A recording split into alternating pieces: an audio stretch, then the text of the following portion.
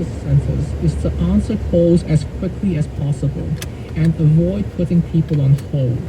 But how quickly counselors can get to calls varies from state to state, or if they answer them in time at all. Some states are answering more than 90% of calls, whereas others are answering only around 70%. Emily Bloom is the CEO of Foundation 2 Crisis Services, an agency that runs a crisis line in Iowa. She says she does not have as many people as she would like to handle incoming calls and texts. We would consider ourselves to be almost fully staffed based on the contract that we have, but not fully staffed to meet the demand of the volume that continues to increase. High volumes of calls can lead to burnout. Emily estimates the staff turnover is at 50%. And most of that happens in the first few months of someone starting the job. Employees may figure out that this isn't a job for them. They may realize that their mental health can't tolerate supporting others. They might be activated by past experiences. It's stressful work. It's stressful work, and it's also not particularly well paid. Emily has increased pay and benefits to try and attract more people. If we're looking at lessening burnouts, giving staff the opportunity to do the things that they need to do between calls, we definitely need more crisis counselors to adequately staff the lines. To some extent, crisis call centers around the country have similar problems with staff leaving.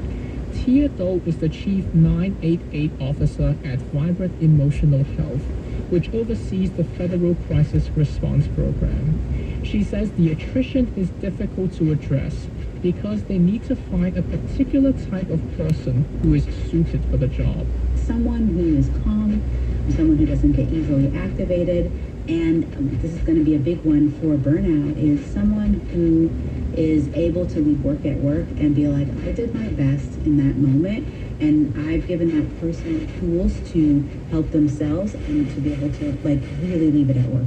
Vibrant Emotional Health is working with researchers at the Mayo Clinic, a large non-profit health organization, to study burnout among call center staff. The idea is to learn which specific issues lead to burnout and come up with effective ways to address them. That story was reported by Alan Yu. Special thanks to Ryan Levy and the team at the podcast Trade-Offs for their help with this story. That's our show for this week. The Pulse is a production of WHYY in Philadelphia. You can find us wherever you get your podcasts. Our health and science reporters are Alan Yu and Liz Tom. Charlie Kyer is our engineer. Our producers are Nicole Curry and Lindsay Lazarski. I'm Megan Scott. Thank you for listening.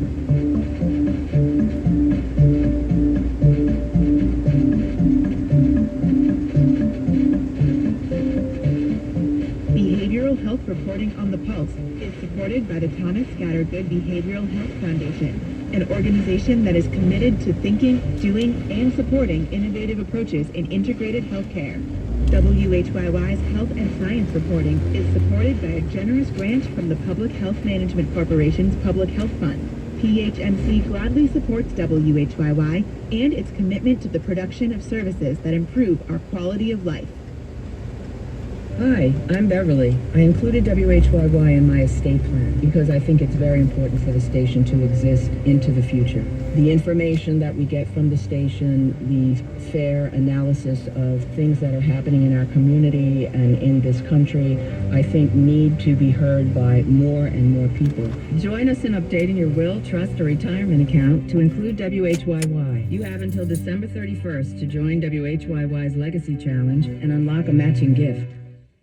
Supporting WHYY, Medford Lees, an independent senior living retirement community designed to create peace of mind with a variety of maintenance-free homes to choose from, plus on-site lifelong health care.